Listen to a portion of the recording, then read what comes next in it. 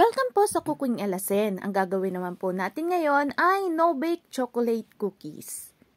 Kung kayo ho ay walang oven sa bahay at nagkikrave kayo sa cookies, ay maaari pa rin ho kayo makagawa gamit ang kawali.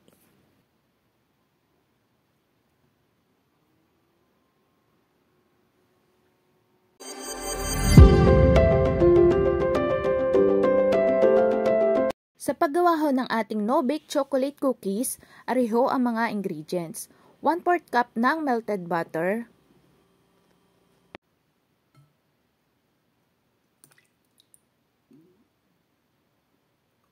1/4 cup brown sugar,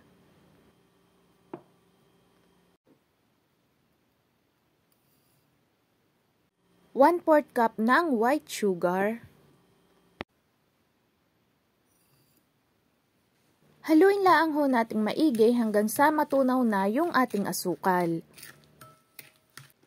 Kapag kagarni na ho yung kanyang texture, ay maglalagay naman tayo ng 1 egg.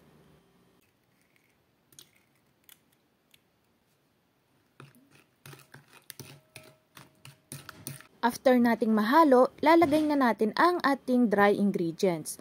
1 and 1/4 cup all-purpose flour,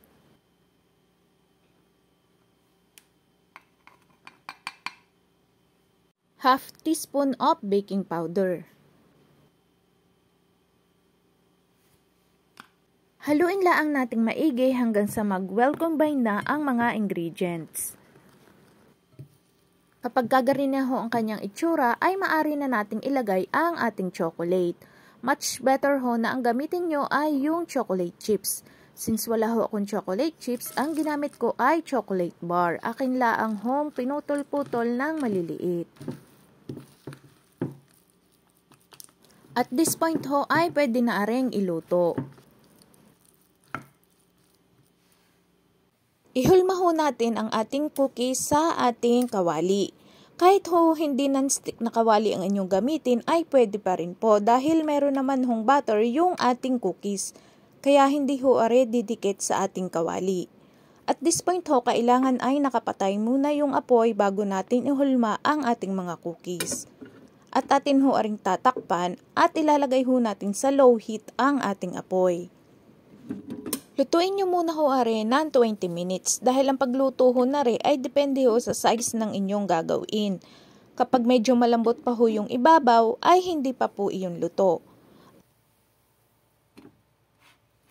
Since meron pa ho akong natirang chocolate ay ilalagay ko na ho sa ibabaw ng ating cookies para mas maganda at mas pansarap yung ating cookies. Kung kayo ho ay nakaabot na sa puntong are, huwag niyo ho sanang kalimutang mag-like at mag-subscribe sa Cooking Alasen at i-hit ang notification bell para updated kayo sa mga bago nating upload na recipe. Mura na, masarap pa. Takpan laang ho natin are at lutuin ho natin ng another 5 minutes pa. At garnin na ho ang kanyang kalalabasan. Matigas na ho yung ating cookies. Kaya wag ho kayong mag-alala kung wala kayong oven sa bahay dahil kayang-kaya nyo ho aring gawin kahit sa kawali nyo laang lutuin.